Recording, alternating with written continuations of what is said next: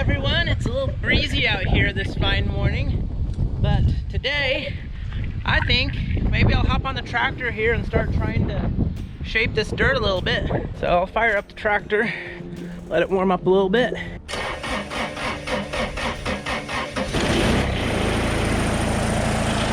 This area has been draining fairly well, just with this ditch around here. So the French drain itself, what's left of it is a pipe that's somewhere over here.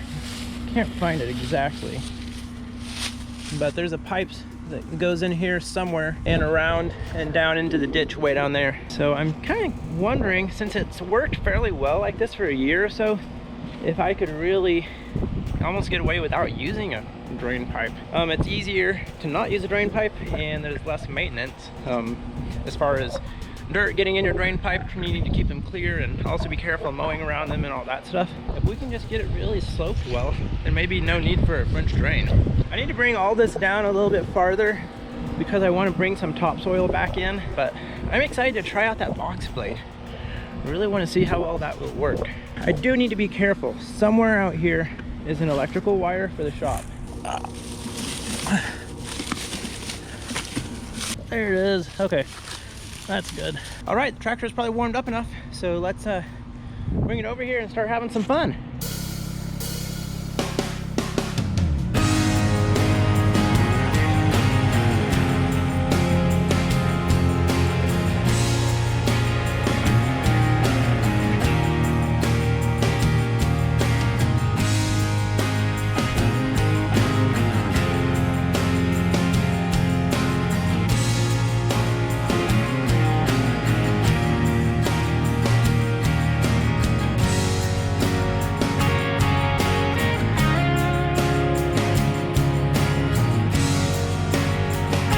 Well, that was fun. My strategy mostly consisted of driving around in circles trying to figure out what I'm trying to do. And then I decided, okay, I'll take the box away and start pulling away here. And I found the electrical cord again. How do I do that? I think it's dead now. I don't think we're gonna be reusing that. Thankfully, copper is cheap. What? I did not know that this was already severed over here. Well, I broke something that was already broken, so that's less of a concern, but more of a revelation.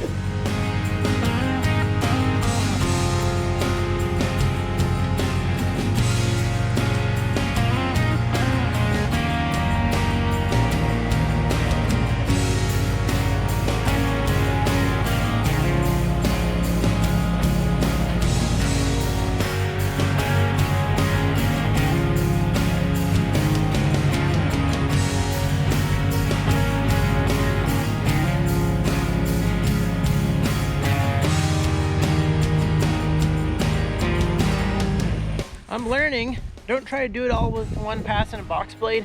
Like, don't try to take a little bit off of everything all at once.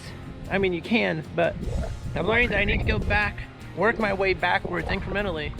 Because if I go back too far and try to go forward, I'll get stuck. But if I work my way back, like each time I go backwards to get another bite, I go back like another 6 inches or a foot.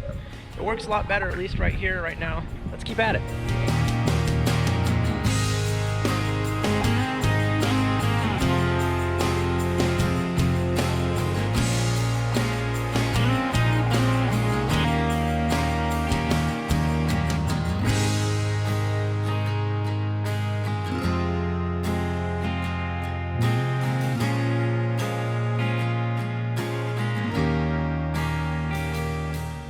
Happening.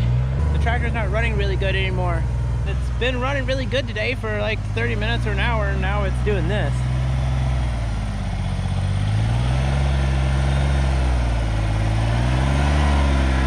It's pesky. We've been dealing with this for a while. Oh well. I think it's like water in there or something, or a dirty fuel filter. It makes it hard to do this stuff because you can't control the tractor well because it starts dying out. Maybe I should change out the fuel pump on the backhoe and try it, except it doesn't have a box blade, so it won't help in that sense. But I can use it to move all the dirt out and start filling up the hole out behind the shop.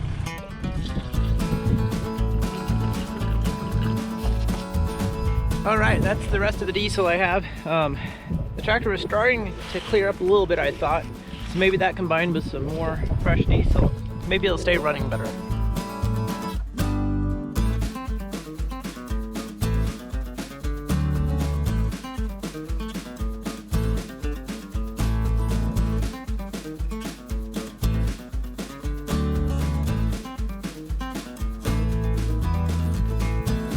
What I'm thinking about now is trying to get some of this dirt out of here.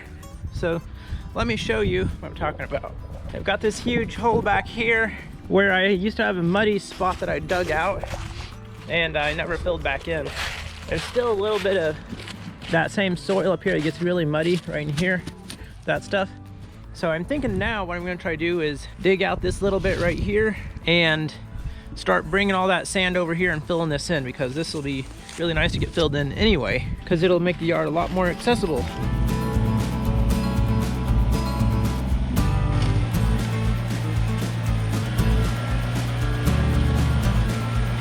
Yeah, this is sand. This right here is that weird stuff. It's kind of a chunk of kind of clayish sodium bentonite. I wish there was some way to move dirt without getting my hands dirty. So I think I've said this before, but basically I think what happened is someone got stuck here in the yard and they filled in the ruts with the sodium bentonite because they had some on hand.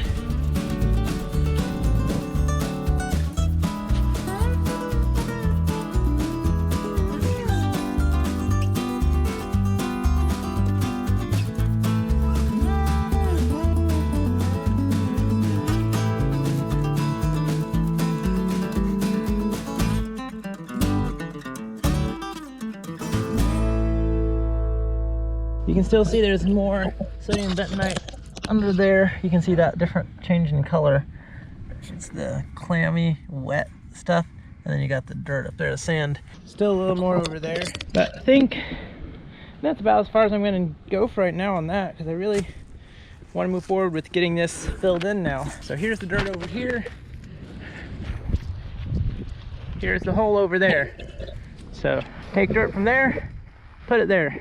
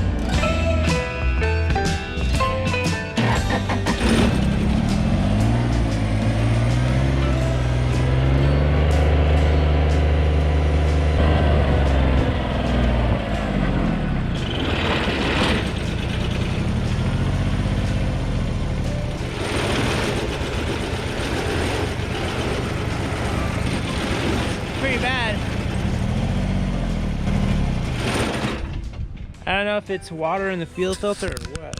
The fuel filter might be pretty dirty. I think diesel tends to color darker than gas fuel filter. Could be plug fuel filter, but why would it run fine for 45 minutes, act up for a little bit, and then start clearing up? I put some fresh fuel in, it ran fine for another 45 minutes, and then start acting up again. Let's see what it does now. Put it up in an idle, see if it works itself out. All right. So we're getting some dirt in here. That's a decent amount, actually. We got another fuel pump that we can put on the backhoe. Let's go look at our parts and see how do we get through all this stuff. Hey, maybe there's a fuel pump right there. We could try this little puppy. So there'd be the fuel pump. That's a Briggs & Stratton fuel pump already on there, and it's a Kohler engine. I don't think the Kohler really cares though.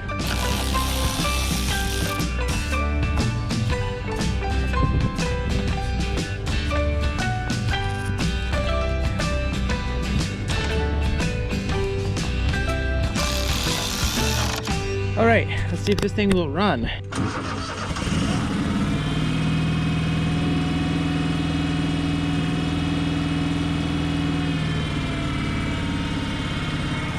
Warm up I'll let it warm up a bit and come back and see if that thing's leaking fuel or not.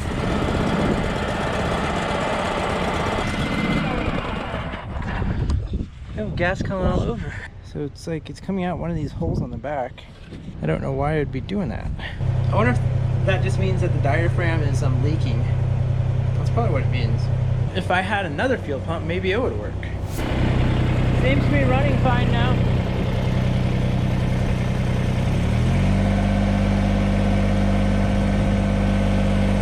Let's try it out. This is looking good to me. I'm gonna have to figure out how to get the slope away from the house because there's not a lot of space to work in here. But we'll figure it out. There'll probably be some handwork. But this is already looking so much better. A nice bank around there. I'm not near the safety hazard for tripping and falling and all that stuff. Or rolling mowers and stuff. Let's go ahead and try to get this knocked down as well. It occurred to me that using a box blade to knock down this far side here wouldn't work that well, and I was struggling a little bit right through here anyway. I'm gonna try to use a front end loader to knock off this edge over here. I don't want to drag it down into my ditch. I want to leave my current low spot because water was flowing out there, so that worked. I think I need to put the fuel pump on the backhoe, put a fuel pump on the backhoe. I may even use the backhoe itself to knock this down. Yeah, let's get the backhoe going. That'll help. This thing's got a bad engine. Does it have a fuel pump? Oh, there's a fuel pump right there. Yes, yes, yes. Let's get the tools to try to get that one. Oh yeah, and there's even some moisture in there. Okay, all right, let's go try this one out.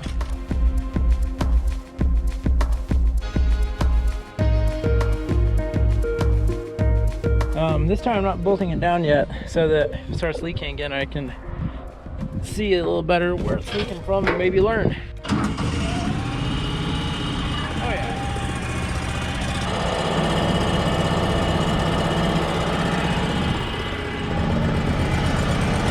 Ha ha ha!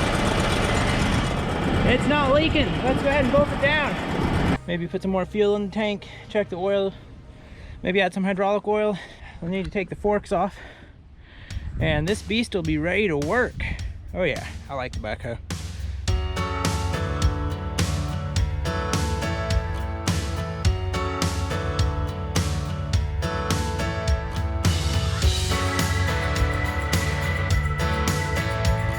All right, now it's ready to work. Got the forks off. Let's go, we're ready for action.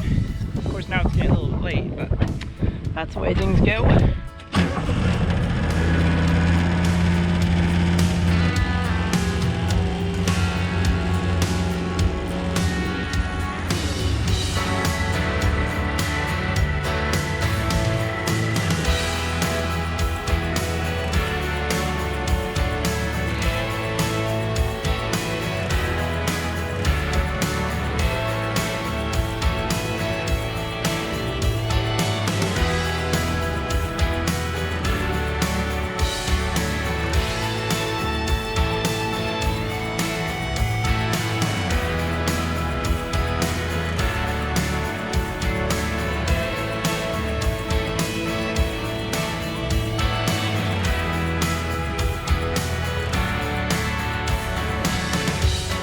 Okay, a little distraction. I turned on the breaker, so now I can try this thing, which should work. What I want to see is if the broken wire gets power.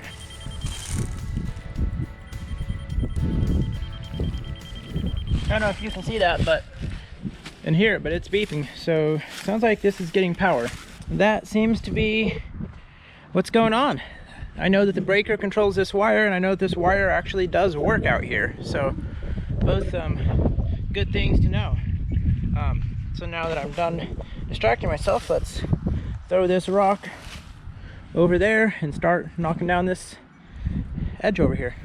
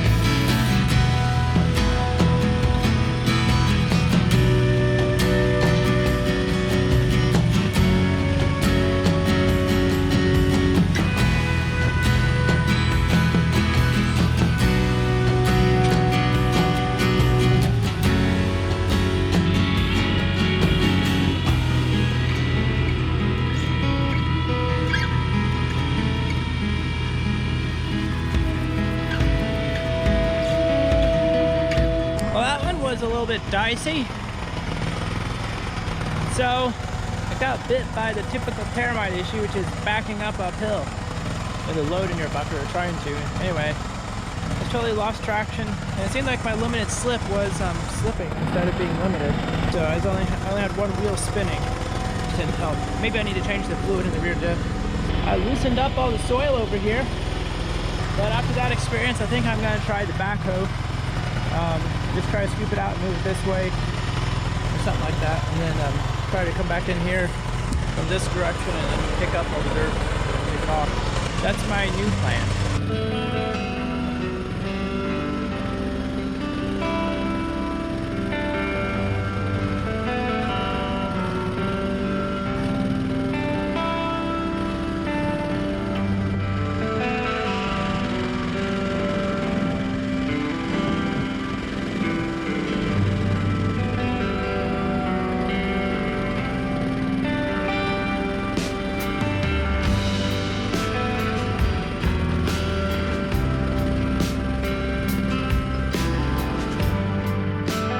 Alright, no jokes about my backhoeing skills.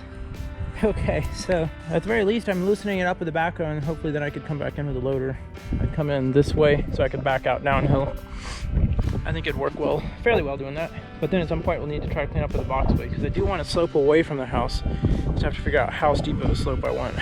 I want it to be a mowable slope. Yep, I'm gonna flip it around and try to see if I can scoop some of that earth out, because I am pretty much done for the day. So running out of time, let's wrap it up.